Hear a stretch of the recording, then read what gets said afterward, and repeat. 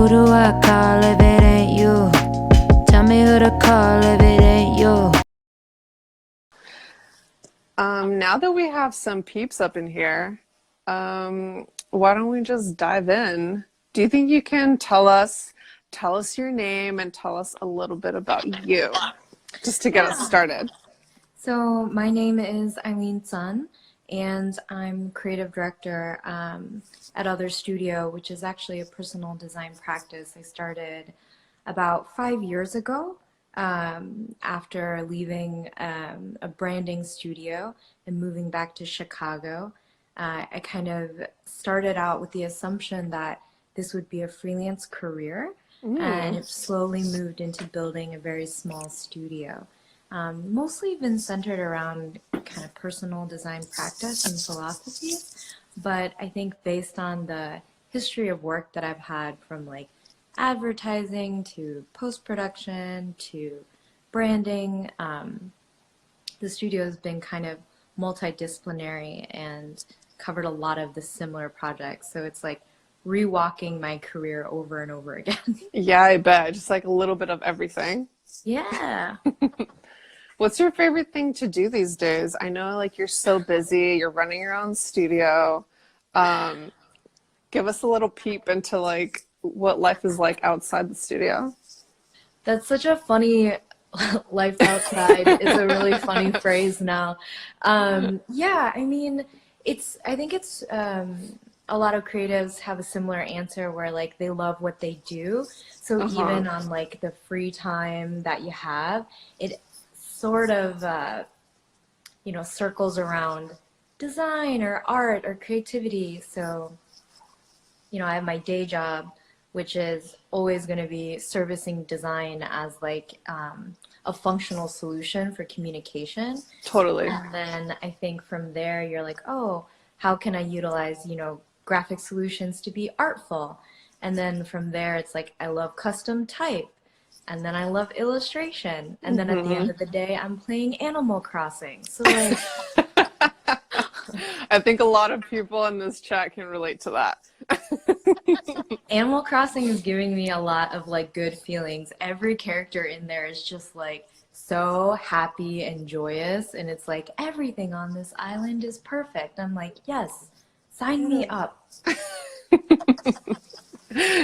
How would you describe your design aesthetic? Like if people don't know you, they're interested in getting to know you as a creative. That's How a would you little explain bit of yourself? illustration back there. Personal aesthetic and what I do to, service problems that like communication problems, I think I compartmentalize a little bit, definitely for sure. So studio tends to really try and push and pull, I think, the expectations of what an ask might be from a client. So I think most people are familiar with a brief or an open-ended ask, and it takes a lot of work to define, the best things that you can deliver to that client to essentially help solve their problem with your work. I think if you come from an art direction background, you kind of understand that you need to be able to like craft something appropriate for that client, pulling from like a breadth of experiences and inspiration and ideas, but it ultimately has to come back to like what's serving the initial problem or the person asking. And Right.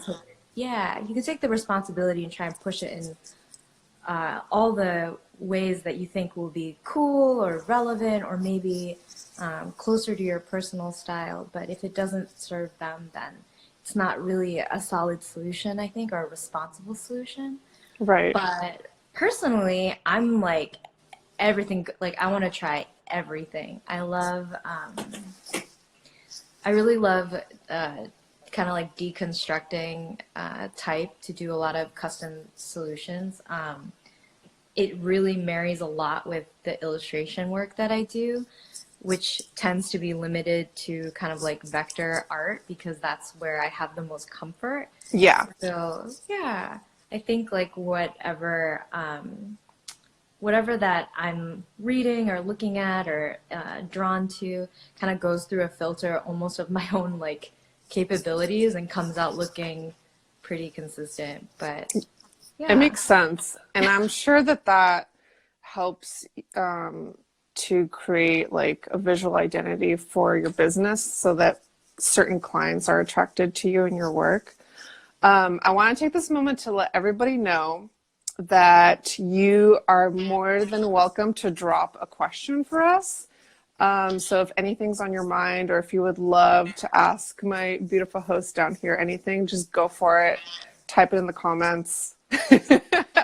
Hey, we're going to be here for a couple of minutes, just kicking the shit, answering questions, hanging out with you. Let us know where you're from, how you're feeling.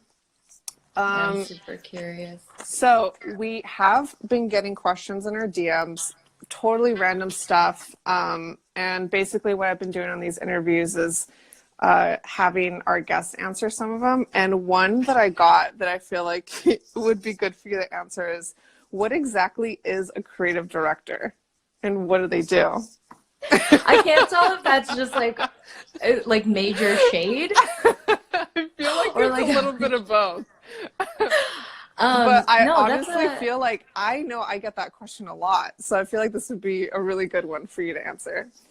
That's good. I actually get the question a lot, like, what is an art director? And I think both, yeah. Those, I think it's like the term creative director suffers from like various reasons. Like, one, it suffers because there's good creative directors and bad ones, just like there's good managers, bad 100%. bosses. The second is that like I feel like people's bios are just like the Wild West to say whatever you want, and so a ton of people are like, I'm a director of some kind of creative. Oh no, what's a freelancer? Yeah, it's a cost freelance. I can't. It's a good creative director should be someone that is essentially like overseeing the direction and the look and feel, essentially like the strategy of creative from a visual standpoint and background. So I don't really always believe that a creative director might be in the weeds, and they may not have been in the weeds for quite some while, but they understand generally, you know, whatever brand or company they're working for or working with, the business goals, the position, the strategy, like all of the stuff that's kind of boring, but also brings that flavor and is able to like recognize when good relevant work is coming through with their designers. So that's a good creative director. Yeah. They help grow their designers. They help make sure the work is like up to par. But at the same time, they're considering, you know, how does this benefit maybe more than just creative? So that way it really adds like value and validity to that work. So that would be a good creative director to me. Yeah, the I bad love that. one is just like, I don't know, just flexing the title and not doing the work. Say, yeah. Like, I'm the boss. That's about it. I just want the credit if it looks good. No, But I think it's good that we talk about this, because I know when I graduated from school and I was sort of like, you know, maneuvering through the creative industry landscape, I saw these titles pop up all the time, but they were never explained to me while I was in school that they could be some sort of career path. But then as I started working for other people and I realized, you know, what their roles were, then I was able to say like, oh, okay, this is what I want to do. Yeah. So it makes sense. And I'm sure, like, you know, it's weird because like a creative director, art director, I mean, like to some extent people can use them interchangeably as they talk to the creative work. But I think it's like at some point it's also like the level of influence. Like an art director is really like in the project and is like, hey, I am directing this work for this thing. Creative director has to oversee, you know, projects, but also like across every channel and feel like they really get it and they're even less in the weeds. And I'm sure you've had like multiple experiences with creative directors that were good where you're like, I'm growing. Like I feel like a flower supported. that's being watered. Yeah. Do you feel like that is something that's really important for you as a boss at your studio? Like, give us a little bit of what it's like to work for you. Yeah, I mean, I think one of the things that I've been really working on and considering is like what it means to come up through the creative industry as a designer or like an illustrator or a copywriter, you know, and be in a place where you're like, okay, I want to try like leadership or directing, and what does that mean? And I think like the very like 101 entry level way of thinking about it is common. It makes sense, and it's like, can I use my like experiences to like get people to create the same work as me, or like can I focus only on like upping the standard of their work? And I think where you don't cut your teeth sometimes as a designer or copywriter is like all of the people sides of being a director, like being able to work in a team, or like understanding things that a designer might want outside of just like a dope project. It's like, what does a year look like in your tiny studio, or like what does 3 years look like? And I think that's something that gets kind of lost, because the assumption is the work is dope, then people would never want to leave. But you know, people change as they get older, and I think that's something that I try to keep into consideration. But also, like, I really like to get to know a designer, and I'm like, okay, if you're like a really dope illustrator, if there's a job coming in that's gonna really like support that skill, like that's your territory to flex, and I'm gonna advocate for like that direction. Yeah. Someone is asking, are there people whose leadership style you admire? That's a good question. Yeah, I think I mean, it's just, I think empathy, like really empathetic leaders, but also ones that are able to ride the line between being like assertive but also like still positive. Because I think empathy is great because it's very human quality to have in a leader, but also, you know, having that person that's just like, no, I'm with conviction and confidence, they're like, this is the way it's going, and to deliver that without like breaking morale or like hurting feelings or like killing. Right. So things like that. Yeah, I think it's good to stay positive.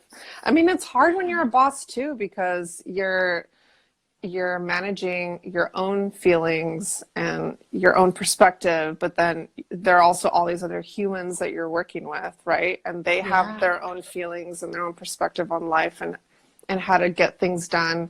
And at the end of the day, it's like, it's a balance of the two, because it's not about you, you know, giving up yourself in order to make all these people happy. And it's not the other way around either. It's kind of like, we need this bigger goal that we're all working towards.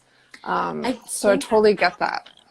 I think there's also like creative directors, you know, there's this style of studio or working where like you'll hear people being like, oh, they know how to like impress their creative director, and it's like all of a sudden it's like changing the way they think, they concept, they mood board and design, because they know that creative director is going to be like, yeah, I like that. And then you stop innovating, you stop bringing in new stuff. It's not super supportive to like, you know, I don't know, young, fresh, new ideas. So that's something to try and consider too, is like, as a designer, like, are you falling into the redundancy of just like doing what might get greenlit, I guess? Yeah, I think that's a really great point, actually, because a lot of people that are working in big brands or big studios, they definitely go through this experience where it's like, if I want to keep my job, do I do that by excelling and taking chances and taking risks, which is what I believe in. And I feel like you believe in that too. But then there's also the other half, which is like, am I going to put all my time and energy into making my boss happy? Because that will make things easier for me to be here. And I think at the end of the day, you have to ask yourself that question. You know, do you want to be that person that's known for innovating and for helping a business or a studio grow? Or do you want to be that person that's just kind of like hitting the snooze, like riding the wave, not really making your own choices. And I That feel is like, such a good point.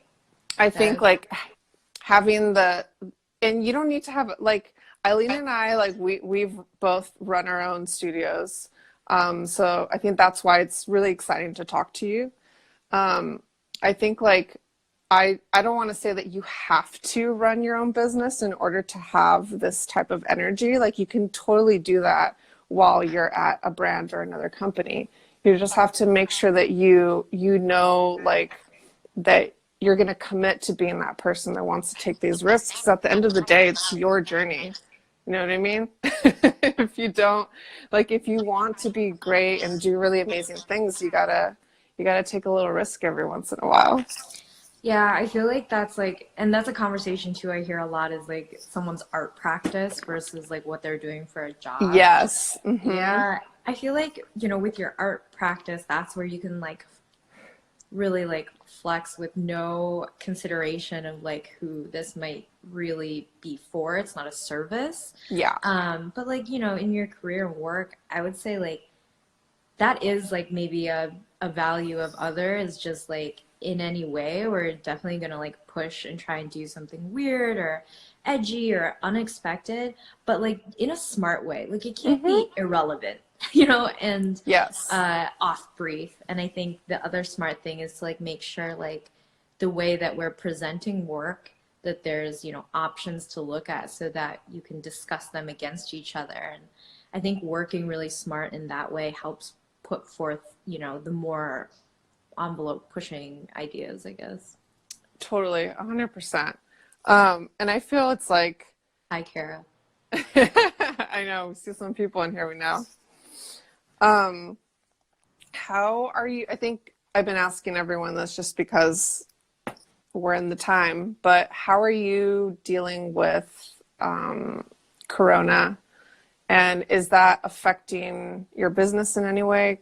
And, if there are people on here that are watching that are interested in your services, how can they get involved? How do they reach out to you? Yeah, It's a multi-layered question. yeah, they're all related and Yes. they're all thought of like on repeat every day.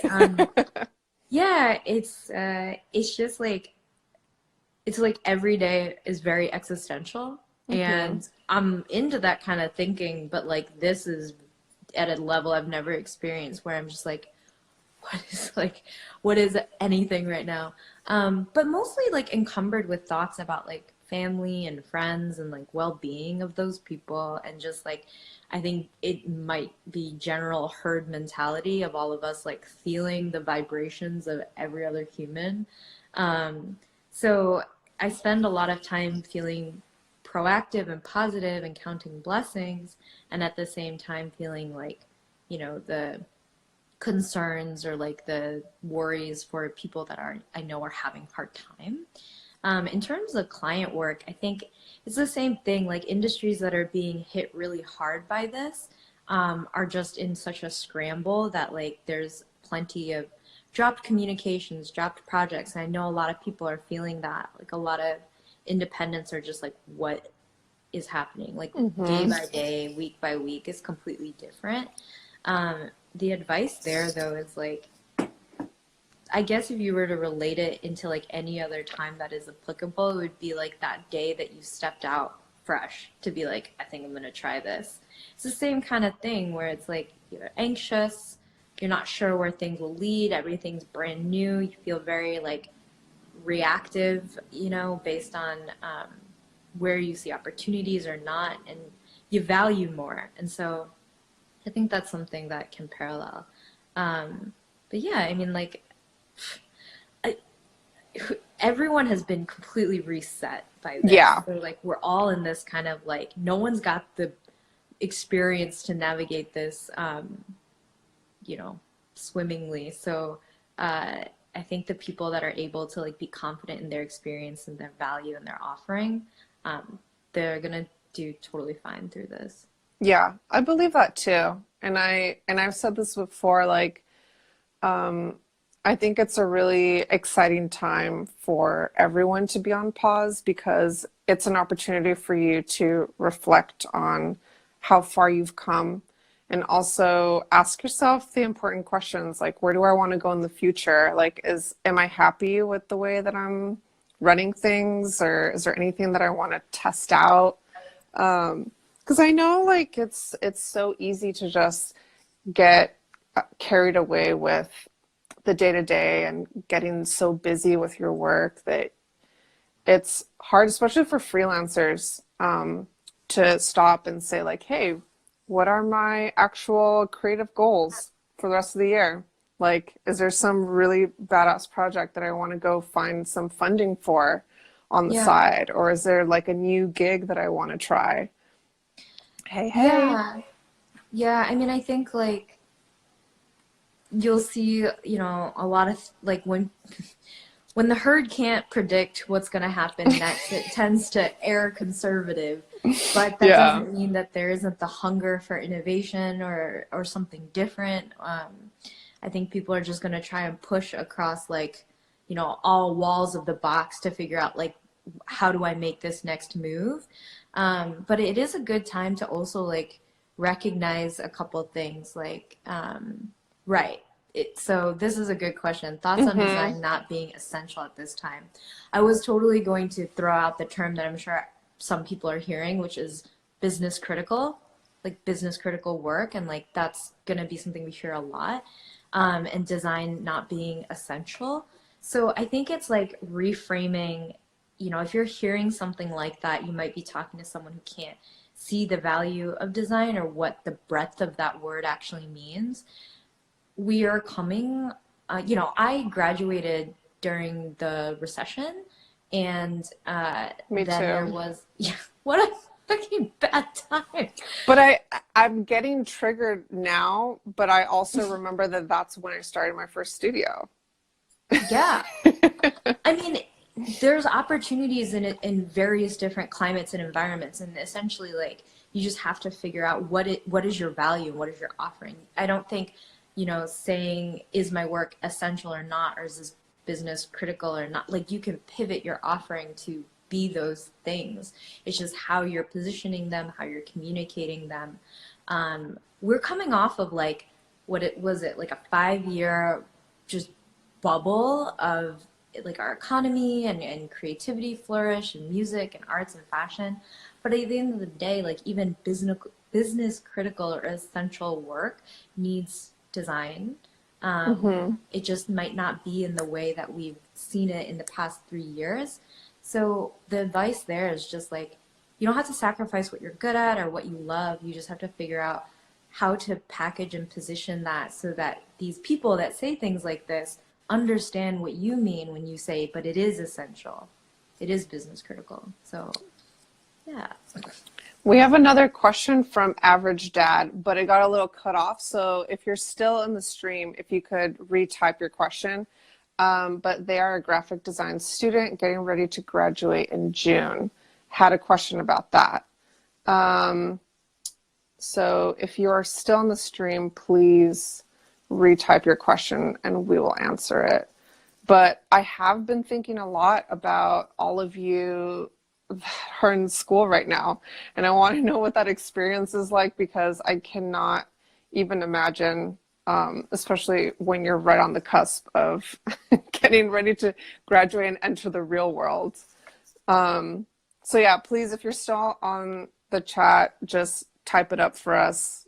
We'll get it to you. And anybody else that has a question, just go ahead. You can either type it out in the comments section, or if you look down below, you'll see a little square with a question mark, and you can push it and submit your question through there too. Little icon. I would make the guess that you're 100% right. Chris is probably being like, what do I do if I'm graduating in June and stuff? Oh, here. Yeah. Navigating the job and networking, entering as a junior. So if you have a job, is that what you mean? Oh, the job. Okay. Job market, yeah. I think so. I think the best way to answer is to share my experience when I was graduating, because it's not this, but like we did graduate in the recession, so there was Yeah. not a huge like market to be playing in as a junior designer seemingly. So what happened was a lot of internships were unpaid. That was pretty common during that time. I'm pretty adamantly against that. But I think, I mean, like any studio that's offering an unpaid internship, like to some capacity, you should be able to negotiate like a stipend at the very least, you know, because no one that's making client money off your work should be able to say, I will not pay you. Like that's ethically pretty messed up. If they're like unpaid internship and you're coming around to like draw or like work busily and I'll be around to like mentor you, you know, maybe that's a trade-off for you to like consider the network of people and the mentorship you might get there if that's worth it. But I always say like client money making work, you should get at least a stipend. But what happened then too was if you didn't have, if you weren't locked to being a print designer or a web designer or an illustrator, a lot of businesses had a hard time applying you to like their need, right? Like, so back in the day, they wanted a web designer to make Right. a website. It was very specialty. Yeah, it was a specialty time. And like maybe it's still like that. There's been a lot of education around what values and benefits generalist designers can have. But it's the same thing that you'll always hear, like hitting up job listings, being on LinkedIn, connecting at the most personal yet business appropriate level you can. So whether that's an email or like a LinkedIn message maybe, not a DM probably, unless it's a very small studio that you have some kind of personal interaction with and you have a good reason to be contacting that way. But it really comes down to your work. Like what is the first experience that creative director or hirer is having with your portfolio? If it's a small studio and they open up your PDF and it's super strong and it's gonna give them you know, something they need, like it's always considering what does this small business need that you might offer, that your edge essentially. And if it's a larger business, I would recommend saying, is there anyone in your alumni network that works there? Is there a more personal connection besides just replying to the job listing? It's always going to be a combination of like what it is that you offer that's slightly different and special to you, and you can lean in and be a little confident about it, because if you think it's special, it probably is. And just making sure that the first impression on your site or PDF really like is impressive and tells this person who you are and what you'll bring. So the combination of those two things should make you feel pretty confident. Yeah, and don't be afraid to do whatever it is that you need to do to represent yourself and be true to yourself, whoever that is at whatever stage of your career you're at. I know for me specifically, I never considered myself a designer or an artist. I was always something in between.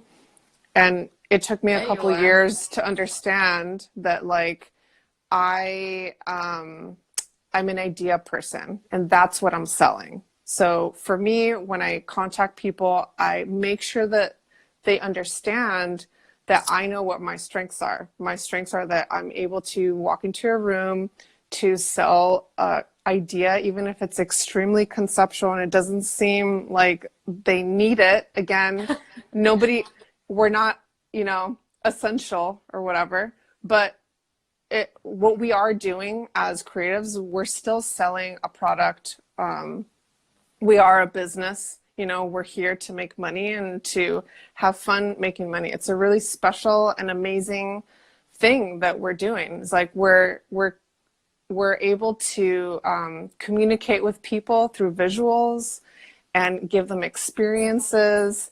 And that for me, when I come into a room and I am trying to sell whatever it is that I'm pitching, I make sure that that company understands that I see the value in it. And as soon as people know that you value yourself and what you're making, then they're going to want to pay for it. I guarantee you. Just like, this is such a perfect moment for you to start testing that, even if it's just in an email, just so, and you're gonna fuck up. It happens to all of us. I remember the first time I was sending out emails and letting people know who I was too overexcited.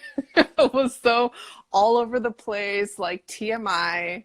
Don't worry, like don't be afraid to make those mistakes, because all of us have been through it. And chances are that whoever's reading that email, if they, also went through the same situation, they're gonna laugh about it too. So don't be so hard on yourself. Just give it a whirl, and you never know. Also, I would say that, like, I wish someone had told me this when I was younger, but like a lot of the like an unmeasurable thing on whether or not you will find placement immediately is like just timing.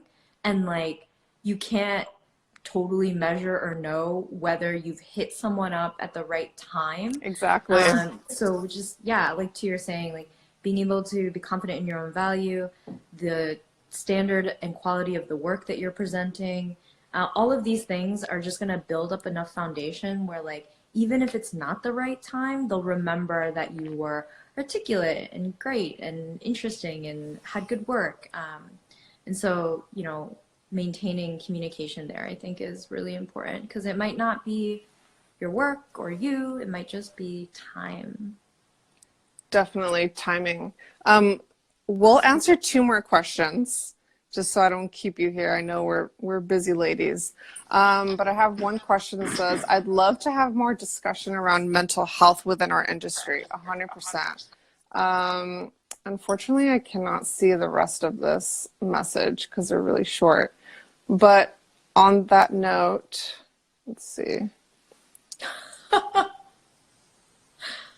I like your setup. You have like a proper tripod, which is My secrets have been revealed. like a good investment, maybe. I'm like, my arm is getting tired. Well, I told you guys on the first live, I've been meaning to do this, and of course it took coronavirus to get me to start doing these live sessions. But I bought this freaking tripod like 6 months ago. It's been oh, go for it. Okay, we got it. So, okay, yeah, steps to make it less stigmatized. I would say specifically, I know that mental health is a really big issue in our industry, and I will speak from my own experience. A lot of the bosses that I had when I was younger and just working for other people, they never considered my physical or mental health. It was always like, you got to grind it. You got to do whatever it is that you got to do to get this project done. Even if that meant I wasn't eating or sleeping, or I would show up to work and I just look completely out of my mind. And that takes a toll on you. And I will be the first person to say that I in no way support that attitude when it comes to making work or creating work. I think what we have to remind ourselves as creative people is that we need to be in a state of relaxation and clarity in order to do the work that we do. Because really what you're doing when you are creating ideas is you're going within. You're doing a lot of tuning into your emotions, tuning into other people's emotions, your client, your team. And that takes a lot of energy. That already drains you. And if you are not doing what it is that you need to do to take care of your beautiful genius brain of yours, and your body, you're not going to be able to do what you got to do. So always, always, always put your mental health and your physical health first.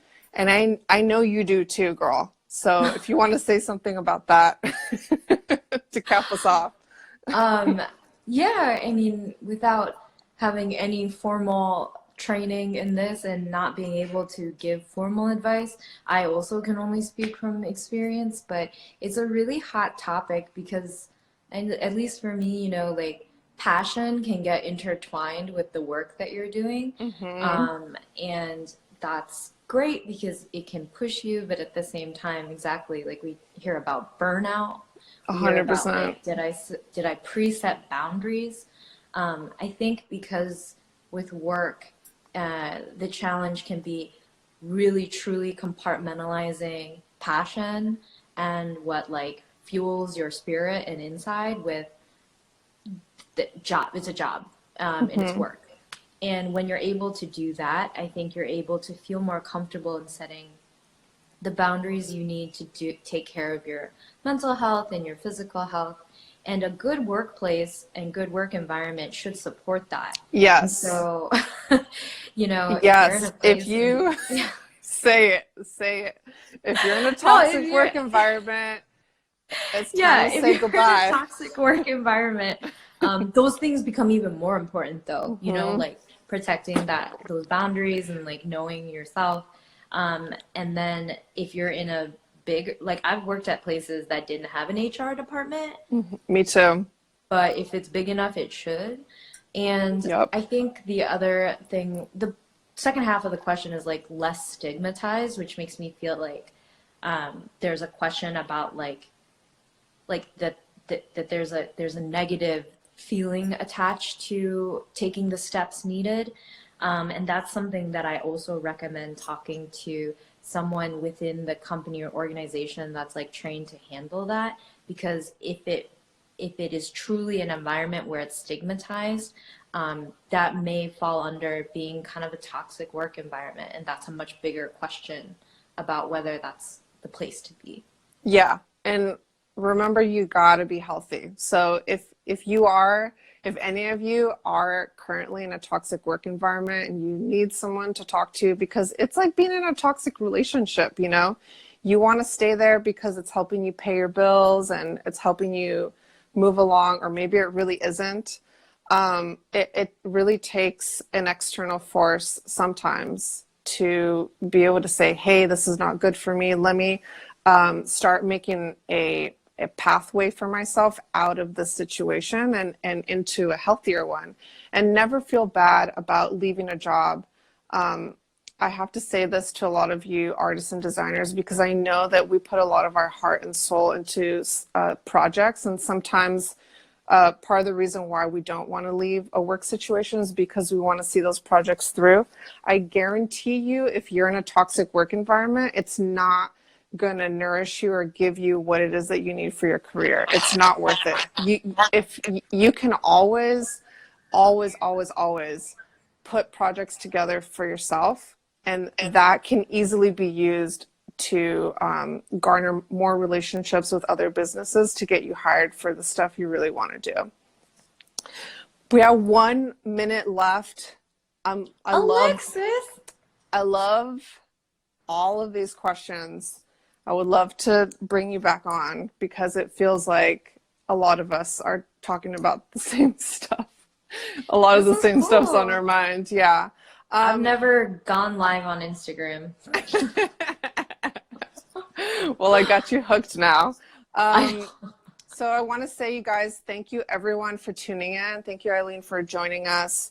Again, if anyone wants to sponsor an episode, each one of these episodes are sponsored by you guys that made a donation to Heysisworld. If you go to our link in bio, just buy us a motherfucking latte. That's all it is, just one latte, and we'll put a little show together for you for 30 minutes. We got more people next week. Our next one's on Monday, so make sure to tune in.